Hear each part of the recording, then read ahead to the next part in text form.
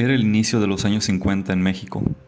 El país llegaba a un auge económico reponiéndose de la primera revolución social del siglo XX, el evento que concluyó creando cambios estructurales e institucionales importantes en los distintos ámbitos de la cultura y que dieron lugar al México que conocemos. Las sucesiones presidenciales y las decisiones tomadas durante esta primera etapa del México post-revolucionario fueron determinantes para la construcción de una identidad nueva y moderna. En el campo de la arquitectura, lo que inició como racionalismo alcanzaba su última faceta.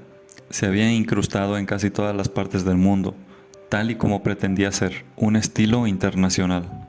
En Estados Unidos, no solo los grandes edificios se erigían bajo este pensamiento, sino también la vivienda de los suburbios, las mid-century homes.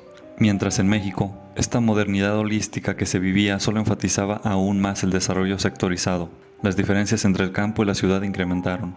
En el campo se olvidaba y en las zonas más urbanizadas, grandes obras públicas y privadas se levantaban como monumentos propios de la modernidad.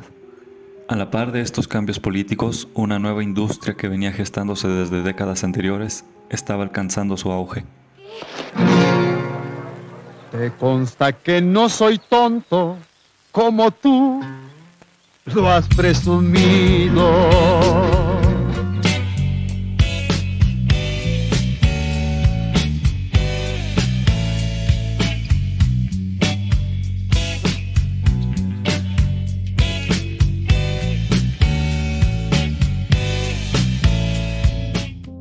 Así pues, la industria nacional del cine contaba historias que indirectamente documentaban los cambios que el país vivía con su propio lente. Para mediados del siglo, este cine llegó a la cima al mismo tiempo que la idea de modernidad y desarrollo, dejándonos ver un México que buscaba equipararse a las grandes ciudades desarrolladas. Este escenario de modernización, que evidenció con más fuerza la marginación en la que el sector de la sociedad menos favorecido ya vivía, y como si de algo planeado se tratara, la industria cinematográfica expuso dos visiones completamente opuestas de esta población. En el año 1948, el director Ismael Rodríguez presentó Nosotros los Pobres, con la estrella de cine Pedro Infante en el protagónico. El largometraje manifiesta un relato romantizado de la pobreza, resaltando valores como la humildad, la sencillez y una valentía que promovía más bien cierto conformismo. 2 años más tarde, en 1950, un director adoptado por México estrenaría su Antítesis, la que terminaría siendo una de las obras que mejor relataron las condiciones reales en las que la sociedad se desenvolvía. Los Olvidados, una cinta influenciada por el neorrealismo italiano, donde se retrataba una visión cruel de un México herido, y que contó con una pésima recepción por parte del público acostumbrado a un romanticismo heroico dominante, pues además, Los Olvidados era la visión de un español recién naturalizado mexicano, donde nos mostraba a los mexicanos la crudeza de un país que intentaba lucir desarrollado. Este engaño de la modernidad mexicana, a costa del rezago de las minorías, dejó a las obras de la arquitectura y el urbanismo de la época como las huellas del delito cometido.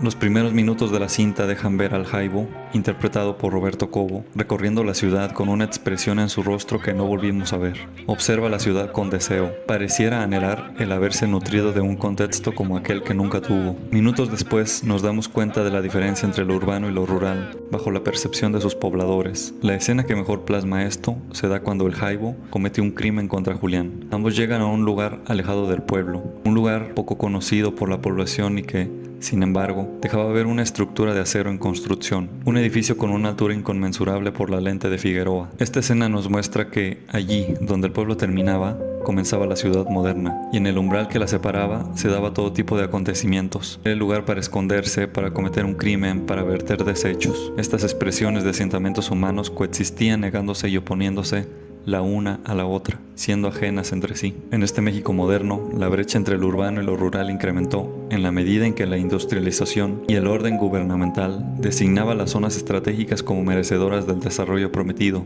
desinteresándose por aquellos sectores que ya venían siendo excluidos y con ello abandonando a su población, olvidándola.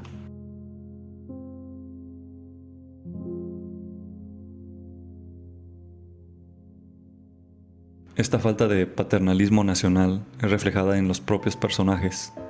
El Jaibo ni siquiera conoce su nombre. Pedrito no es reconocido por su propia madre, quien no conoce a su padre. No quiere a su hijo. ¿Y por qué lo voy a querer? No conocía a su padre. Yo era una escuincla y ni pude defenderme. Ojitos es abandonado por su padre a su suerte en el mercado del pueblo. Julián tiene que lidiar con su progenitor, hundido en el vicio. La sociedad entera se muestra desintegrada desde su núcleo, desde la familia. A veces deberíamos castigarlos a ustedes por lo que hacen con sus hijos. No les dan cariño ni calor y ellos lo buscan donde pueden.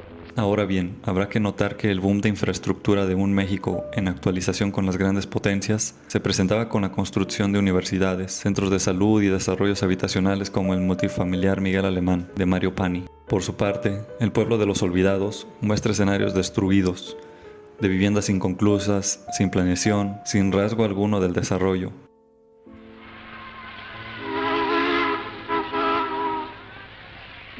Un pueblo contrastante con la imagen de los suburbios de otras zonas mexicanas como el Pedregal de San Ángel, que a su vez recordaba los suburbios estadounidenses, aquellos sitios aspiracionales. El pueblo de los olvidados no era un suburbio, era una periferia de aquel México, eran los vertederos de la nueva urbe modernizadora.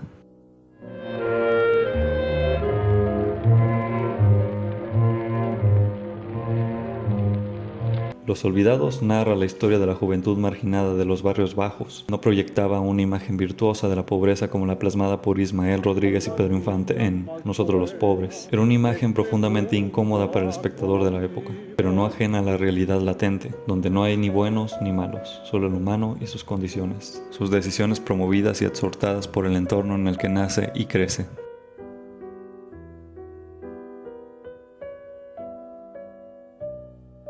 En la cinta se nos muestra con recurrencia un elemento, las aves de corral, las gallinas y los gallos que para el propio Buñuel representaban la irracionalidad, pero que, si analizamos con más detenimiento, notamos cómo éstas confrontan con descaro a los personajes. Pareciera que éstas simbolizan el estancamiento social en el que se encuentran.